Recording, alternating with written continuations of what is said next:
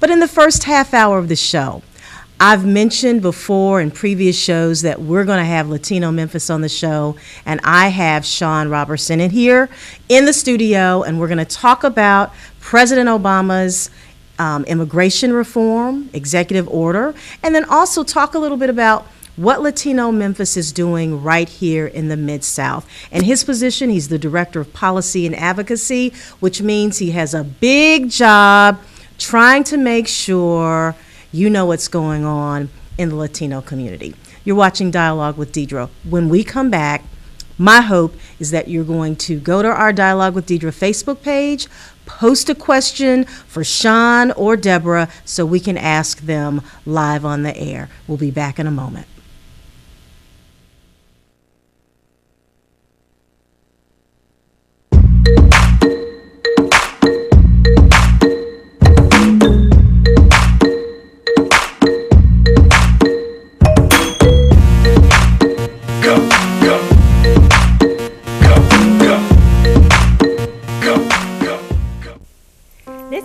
Candy, and on behalf of MUTV1, we would like to wish you a happy holiday and many more to come. Stay beautiful.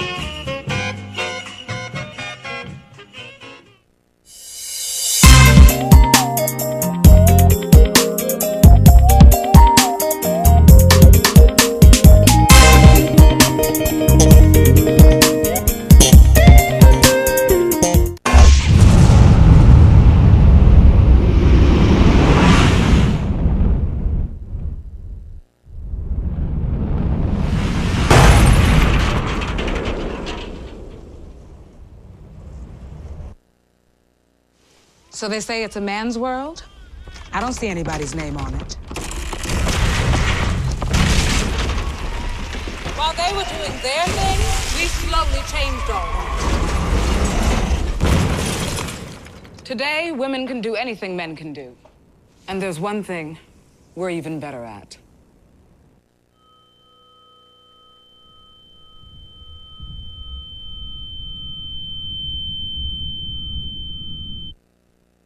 Wow, Teller Brown is your drugstore, and your drugstore. Hey, we everyone's drugstore. And we're located at 3333 East Chevy Drive, 794-3690. All medical plans. We support supported living, assisted living. We do it all. And guess what? We even have a $4 plan. Hey, call to ask Dr. Brown about that. I gotta go because she's coming with those boots.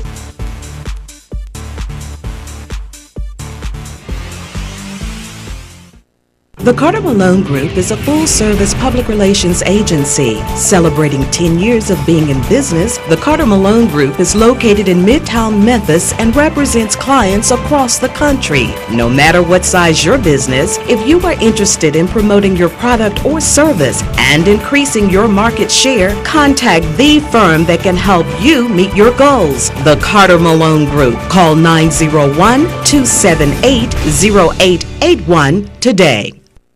And now, let's take some questions from the public. Mr. Chairman, why do we keep cutting back on education? Governor, you want to take that question? Mr. Chairman, let's give this one to the Senate Majority Leader. Since this matter was taken up in AB 3712, I think it best if I defer to the Assembly Majority Leader. Actually, pursuant to Department of Education statutes, the State Secretary of Education would be more qualified to answer. Mr. Secretary. My legal team has advised me not to comment at this time, so I'll humbly refer to our State Superintendent of Schools. Pass. Definitely pass. Okay, County Superintendent. Well, young lady, it's just too complicated. Can you tell me who's responsible for my education? That is a good question. Governor? Repeat the question, please. I don't see why I can't get an answer from You're asking a lot of difficult questions. Oh, she sure is. Who are you? Well, I'm the governor. What is this? Your 2 minutes are up.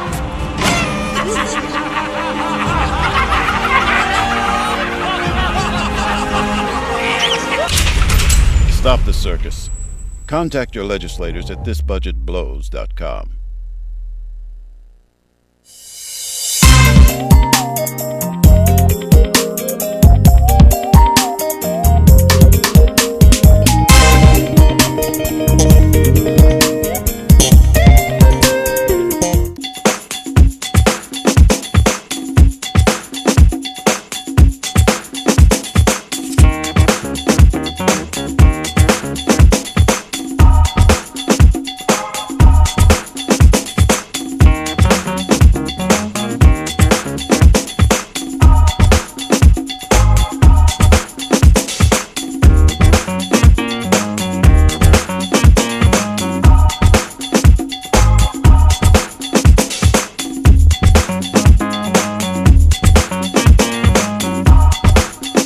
Back to Dialogue with Deidre. I'm your host, Deidre Malone. We have a great show for you today, and I want to remind you that you can email me at deidre@deidremalone.com or post your questions or comments on the Dialogue with Deidre Facebook page. And if you do it within this hour, I'll make sure that we read those on the show. As I mentioned, in our first half hour, Shawn Roberson, who is with Latino Memphis, the Director of Policy and Advocacy, is my guest today. Shawn, welcome to Dialogue with Deidre. Thank you for having me.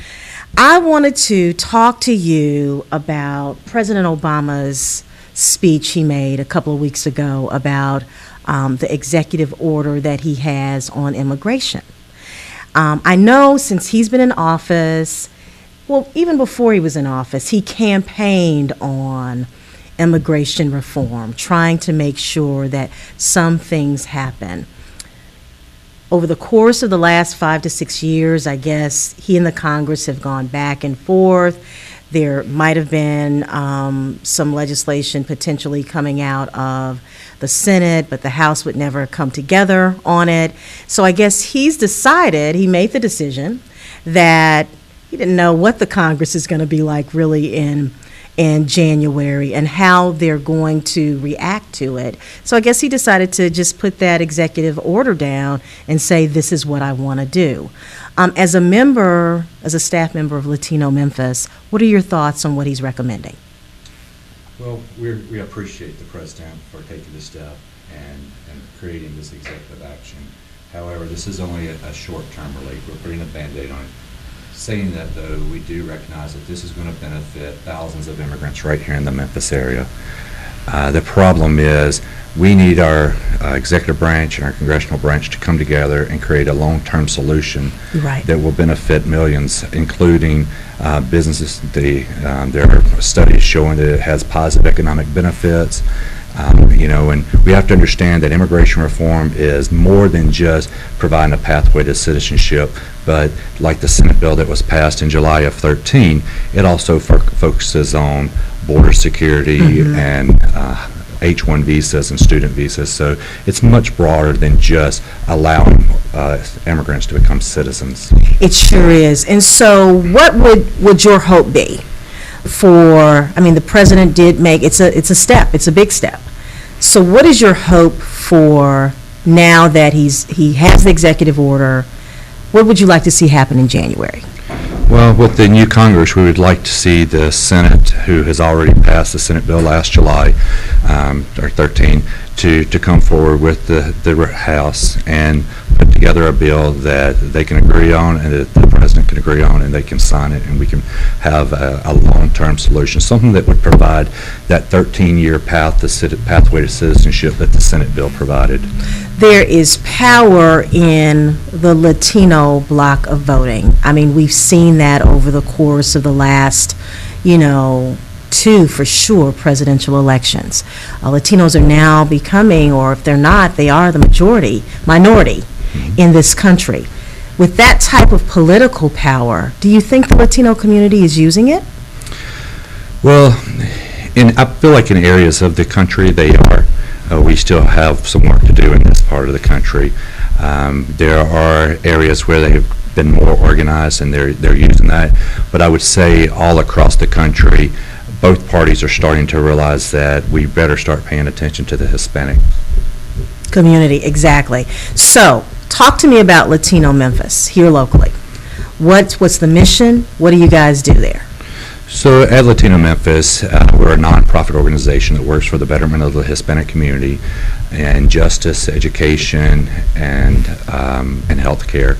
Our largest, I'm sorry. That's all right. What we do most is in education. Okay.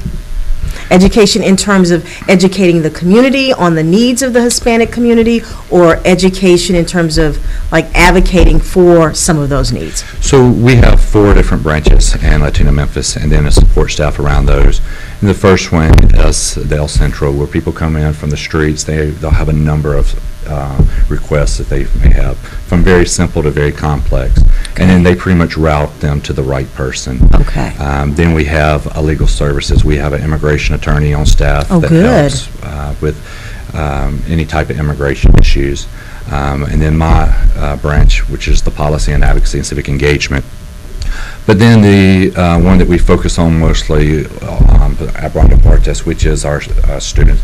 We have student success mentors in 6 of our Shelby County high schools, along with 3 of our colleges, and it's growing. That's wonderful. So right now we have, between the college and the high school, we have just under 250 students involved in the program. That's wonderful. You expect that to grow?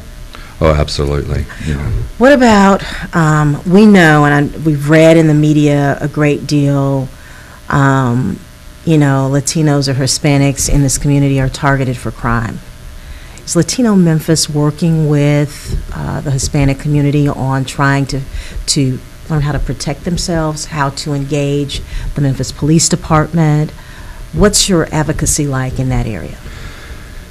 So we have been working with Memphis Police Department along with Crime Stoppers. Okay.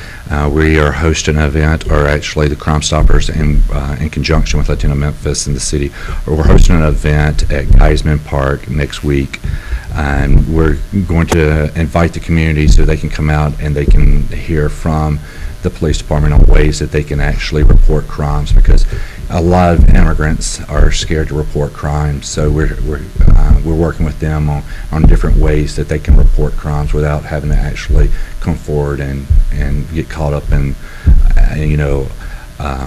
taking off a lot of work trying to testify and all that. That way they can feel safer in their communities. That's good. I know at one point there was, the Memphis Police Department works with community organizations. I know at one point they were working with churches where if you were an individual who had a large number of tickets and you were afraid that you were going to lose your driving, your driver's license, that they would meet you at a church and work with you on rectifying that problem so you could keep your license and continue to drive but work out a payment plan. So it's good to hear that MPD is really working with the Latino community in that regard as well. It is, and both the Sheriff's Department and the Memphis Police Department have stationed officers once a week at Latino Memphis office so that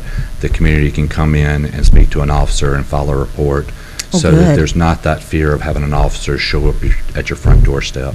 I was really impressed during the campaign season with Sheriff Odom when he talked about the number of Hispanics that the Sheriff's Department has hired, because he felt that it was important to be able to relate and communicate with the community.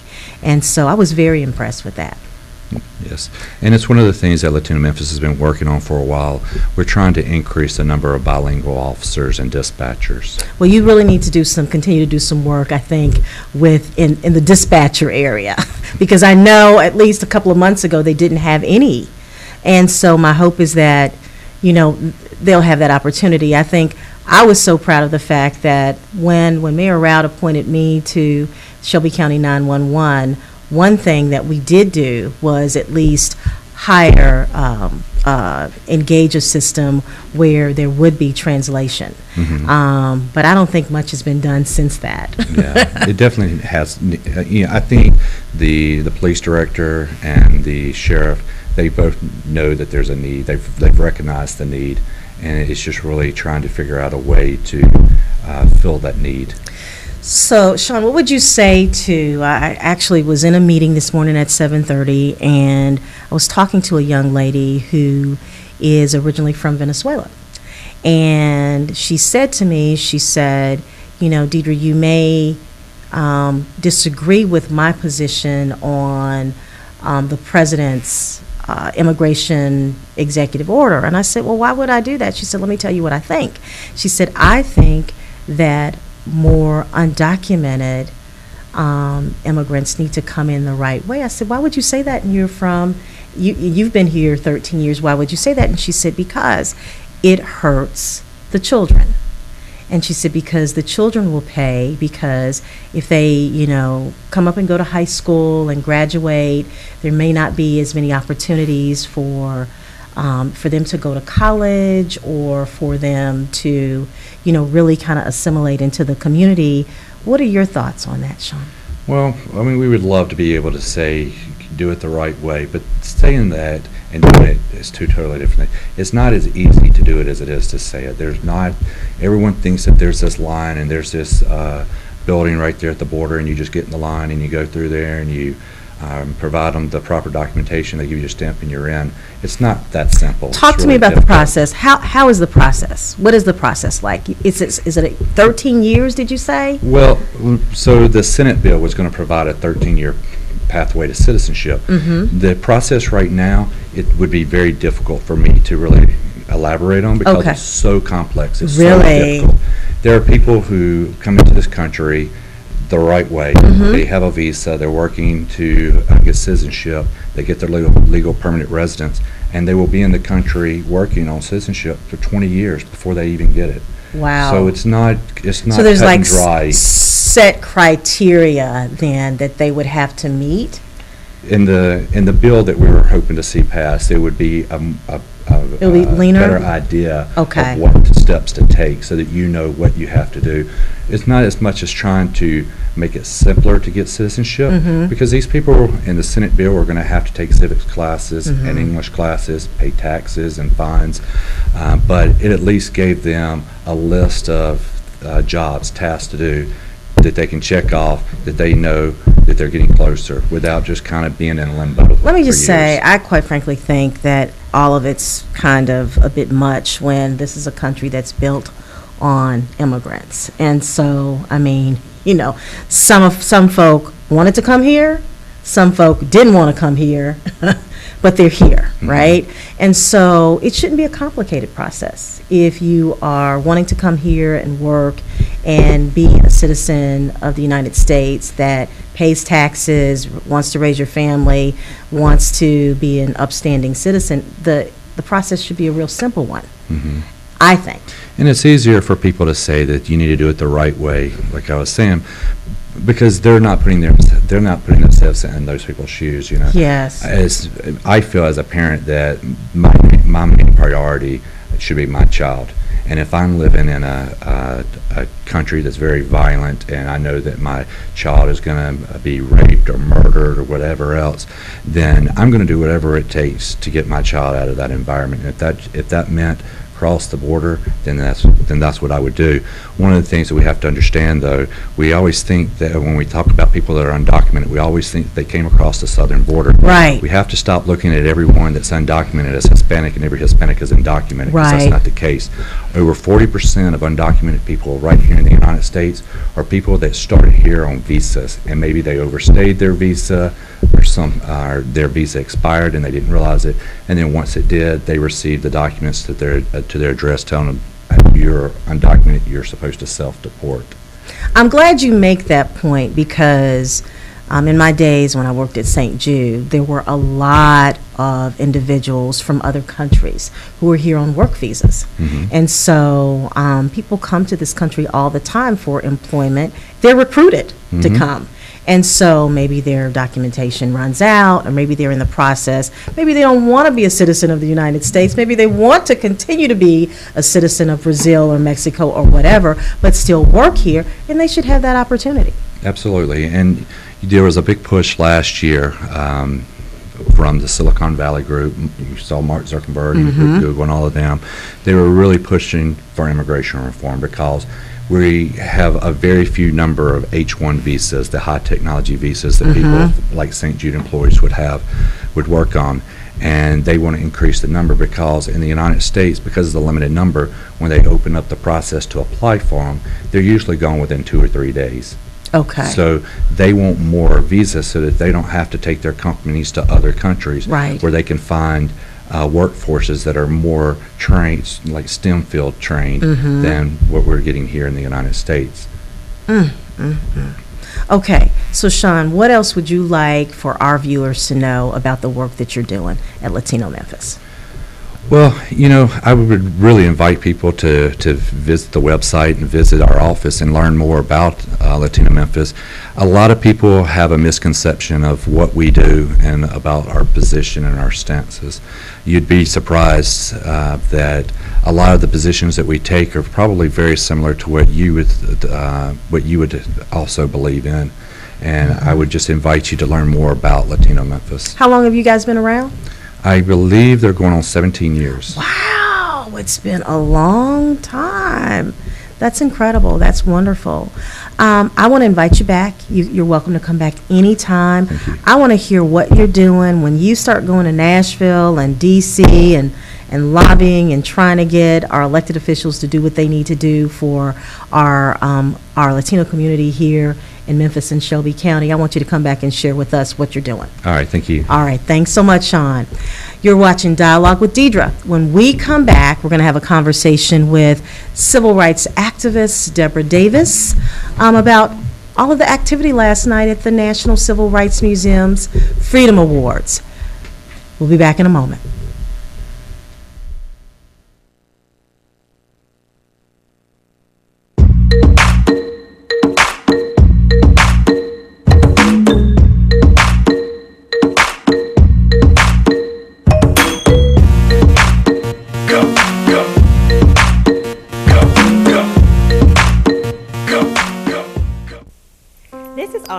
And on behalf of MUTV1, we would like to wish you a happy holiday and many more to come. Stay beautiful.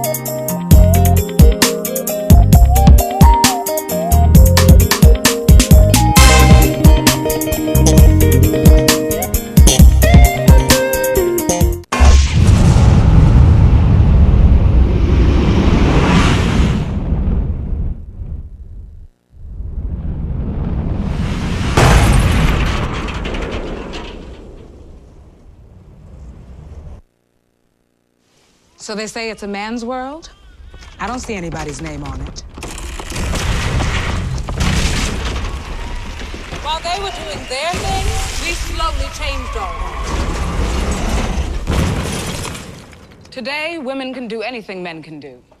And there's one thing we're even better at.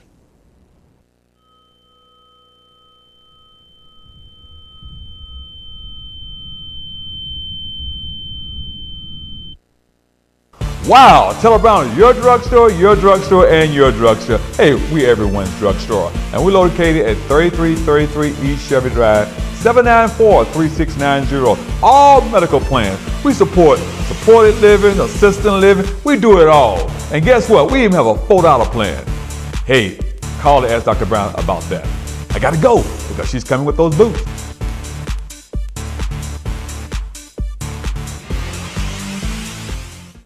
The Carter Malone Group is a full-service public relations agency. Celebrating 10 years of being in business, the Carter Malone Group is located in Midtown Memphis and represents clients across the country. No matter what size your business, if you are interested in promoting your product or service and increasing your market share, contact the firm that can help you meet your goals. The Carter Malone Group. Call 901-278-0881 today.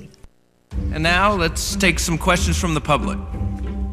Mr. Chairman, why do we keep cutting back on education? Governor, you want to take that question? Mr. Chairman, let's give this one to the Senate Majority Leader. Since this matter was taken up in AB 3712, I think it best if I defer to the Assembly Majority Leader.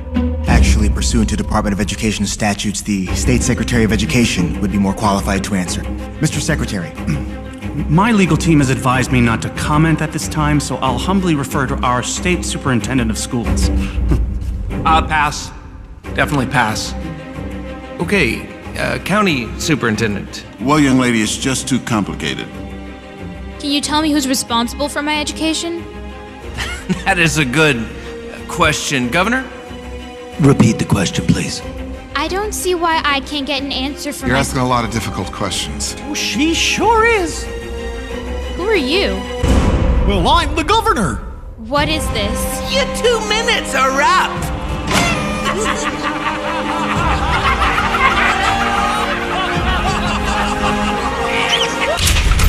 Stop the circus. Contact your legislators at thisbudgetblows.com.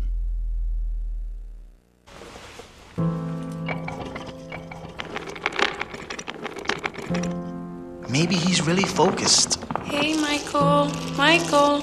Maybe he likes spinning the wheels. Maybe he just loves trucks. Maybe he's just being a boy.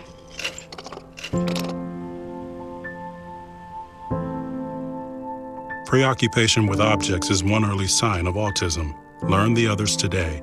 The sooner it's diagnosed, the better. I like to ride my bike to get some exercise, just kind of clear my head. I like to ride because it's really fun for me and my fiance to go ride together. I started riding my bike as a way to save money on gas. I like to ride my bike mostly because it's fun and it's good exercise. That's how I get everywhere. It's how I go to grocery stores, it's go to work, it's how I go to my friend's house. Sometimes I just like to not even have a particular destination in mind, just to see different parts of the city. Just going through the park, you know, you see people, and if you're on your bike, you can smile or say hello. I own 5 bikes. The green Schwinn is my grandfather's bike, and every time I ride it, he can be with me where I go. I'm not burning gas, I'm not polluting the air. And you know, in a way, it kind of gets me back to the kid in me, which is kind of cool.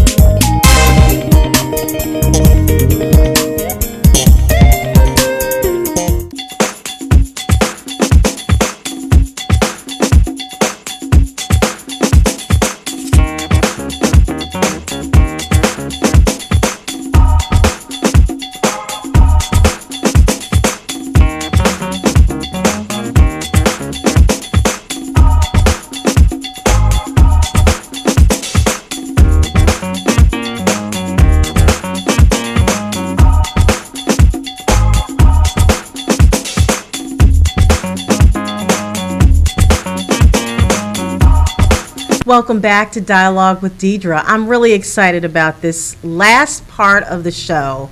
I have a good friend of mine in the studio, Debra Davis.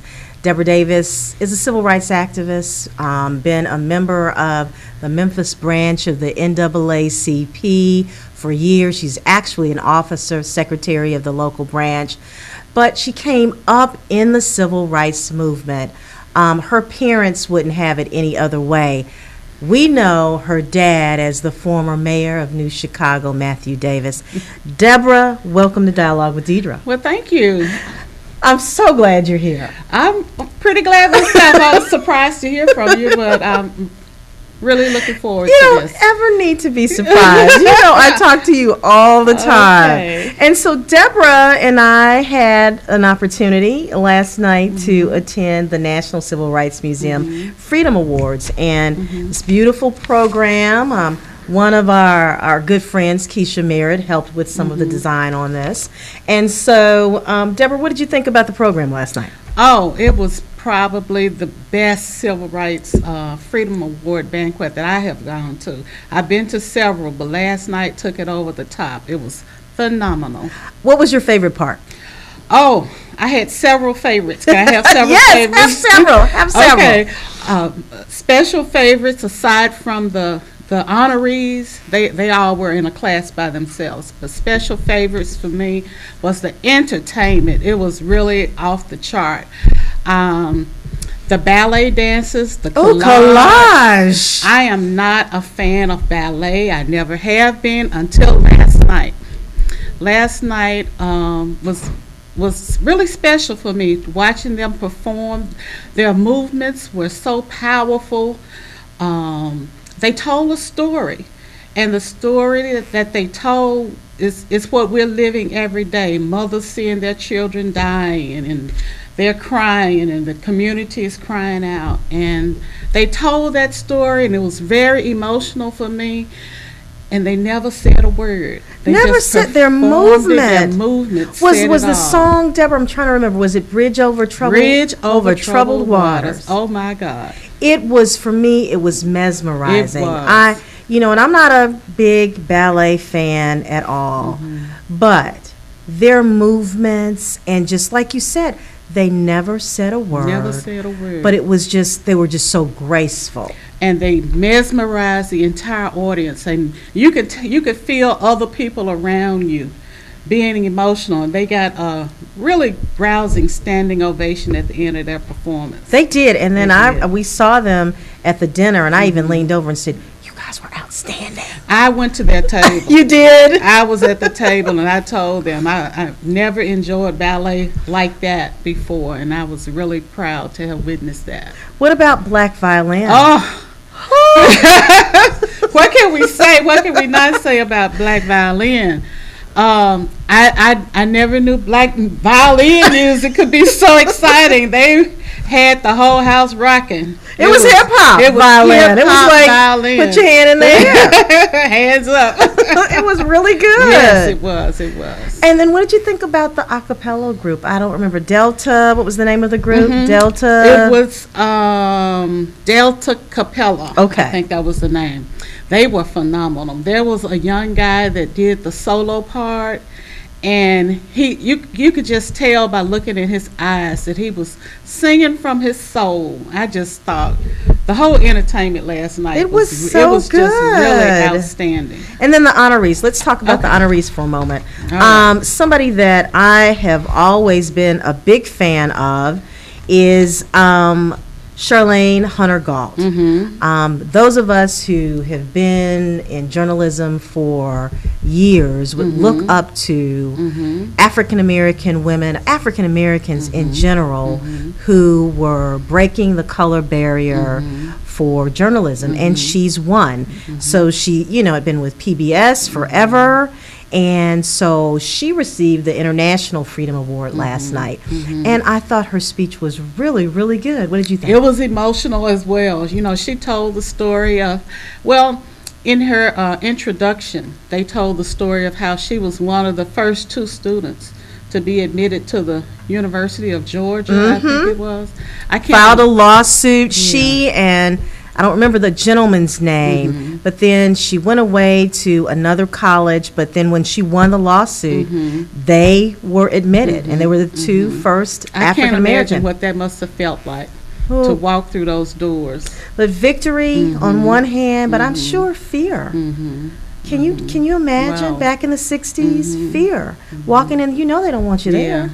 Yeah. But you made the conscious decision that that's where you wanted to get your education, and so that's where you attended, had that opportunity. She set her goals and just went for it. Okay, and then Robert Paris Moses, the National Freedom Award. Do you remember the preamble? I didn't. I have to admit, I needed a little help remembering, and I'm glad he prompted us. But I found that very interesting, that he had the students to do it as well yesterday morning, and as he discussed, we the people, not we the state, not we the preacher, not we the teacher, but we the people. We are people. And he went through that preamble like I have never experienced before. We the people. I thought it was fascinating, specifically. He's such an intellectual. I think he went to Harvard, founded the Algebra Project, and a way to educate young minorities, specifically black folk, on math and get them excited about math. Disadvantaged children. Learning math. So being excited about learning math. Excited about learning math, getting them to the point where they can go to college at college level doing math. So I was fascinated with him. And then my husband was sitting next to me at the program, and he knows the preamble and all the Gettysburg Address, and I looked at him and I said, "Oh, you already know it, right?" So I don't remember it from the 8th grade, but it was really good, really good. And then, but I tell you another thing I really liked about him. They told the story of how he once suffered. He was a part of the civil rights movement, and that when he was going through the early portion of his life, how he personally was involved in getting people engaged to vote and sign up and be registered to vote, and how he was abused and beaten. Deborah, that's right. Taking part in that. I forgot about that. Yeah. He actually went to Mississippi. Yes. And as a young professional. As a very young guy. Yeah, to register people to vote, and was really active in the movement. He was really active, and he was abused and beaten and traumatized for his part that he played in that. And yet he rose above. He came out shining. And how about that? How about that? And the Civil Rights Museum honored him on last night. Now, Frank Robinson, let me just say, my husband was like in heaven because he's a baseball fan. Yeah. So this guy, was he the first African American general manager? Was it manager or coach? Manager. Coach and manager. Yeah. And then he told a story that I thought was really cute about when he first became a coach, the head coach, and I don't remember the team, but that he had all African American assistant coaches, and it might have been the GM that came in and said, all of your coaches, assistant coaches, are black. And he said he looked around and he said, well, yeah. He said, did you ask any white coaches that? I thought that was great. I thought that was good. Yeah. So, and then now it's like full circle. Now what he's doing, he's working for the National Baseball League, and he's going into the inner city to set up, leagues for inner city kids to try to get African Americans and Hispanics interested in baseball. He's giving back. And that's what we all have to learn to do. It's not about what you achieve on your own. It's how we give back to the community. If there's one thing I learned early in life, you spoke of my father being a civil rights activist. And the one thing that we learned very early is that it's not what you do. You have to give back a part of everything that you do. So, and you do it without expectation. Right. So I appreciate that. And that was instilled in you guys early, you and your brothers early. As long as I can remember, we as children, growing up, we were a part of the civil rights movement. He pulled us out of school to participate in the marches that we had downtown for the Civil Rights Museum. I remember one march when violence broke out and we were sprayed with mace, and I distinctly remember how my eyes burned. So the stinging. You remember that today? Yes, that's the thing I remember most, is how my eyes burned from the feel of the mace being sprayed in the air. And he taught us that, one thing they said last night that my dad always said is freedom is not free. No, it's not. You have to work for it and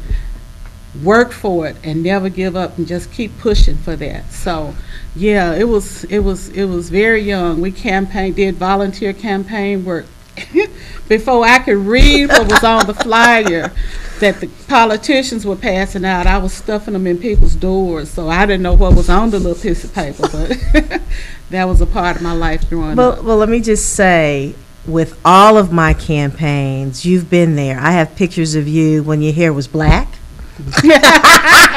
When we ran, black? No, it's not that black now.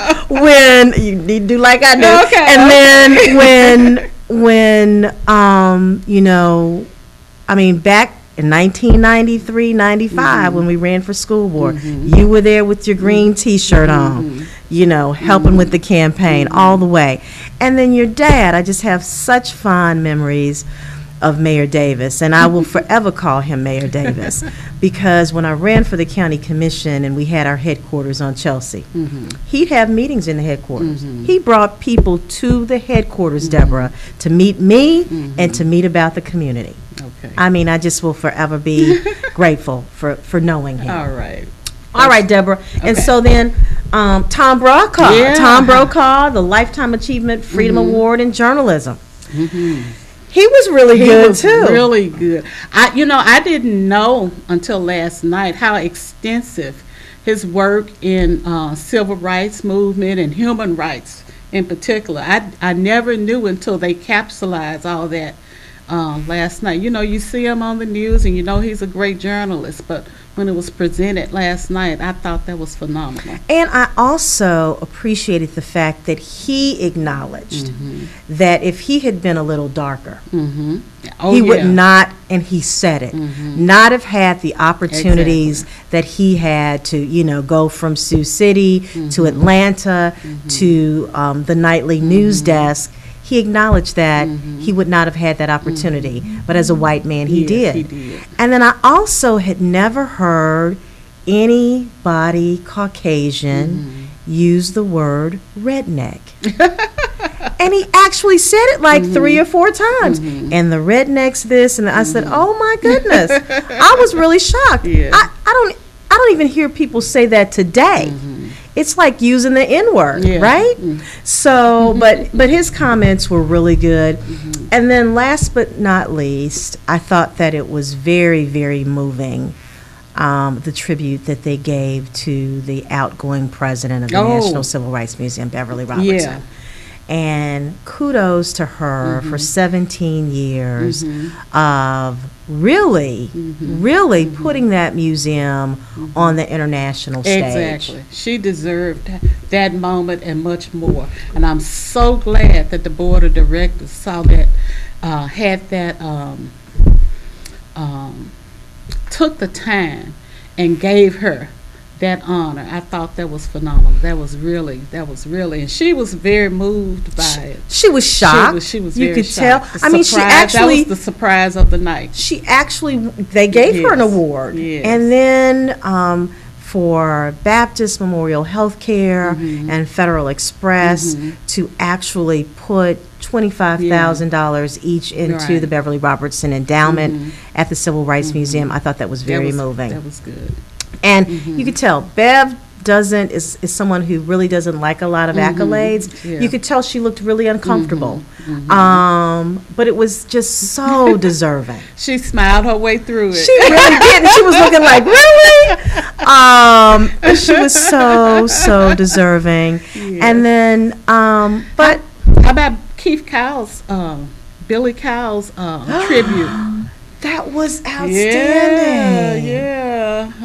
And, you know, he has been around. We learned his story, Yes. too. You know, coming out of Chicago, coming here to be the senior pastor at Monumental. And then, of course, we know the infamous story about where Dr. King was headed that night to Reverend Billy Cowell's home for dinner. But They of course really he didn't told make the it. story last night. They really did. It was just so an excellent good. event. And it was, you know, taped because it looks like maybe, you know, one of the networks wants to do. You think we'll be on TV? I think our facial expressions, Deborah, told it all. We were really happy. Now, I do have one comment. Okay. It was great. So I wish they'd kind of go back to where they would have the program during the dinner. OMG.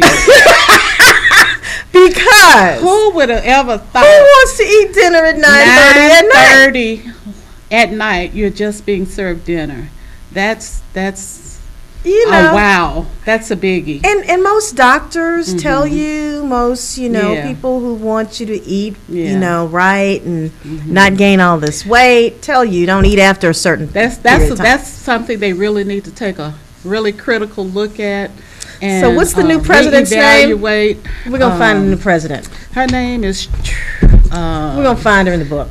Got to learn her name. I think I would really hope that Terry Lee Freeman. Yes, that they would take a look at that with a critical look. Terry Lee Freeman, we're asking you to take a Please. look at that. And we know that, you know, you've inherited this, but they've only been doing this for like 2 or 3 years, so you can change it. Right.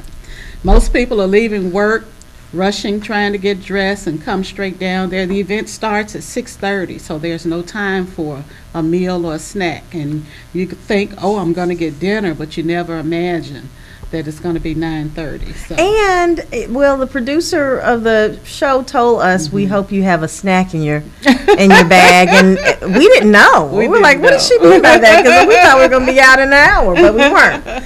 So, Deborah, you know, you've been involved in the in the Memphis branch NAACP for years. Do you think that it's still viable? Do you think we still need an NAACP? There's so much work that needs to be done. You know, we're approached with that question every time, almost on a daily basis. What is the NAACP doing?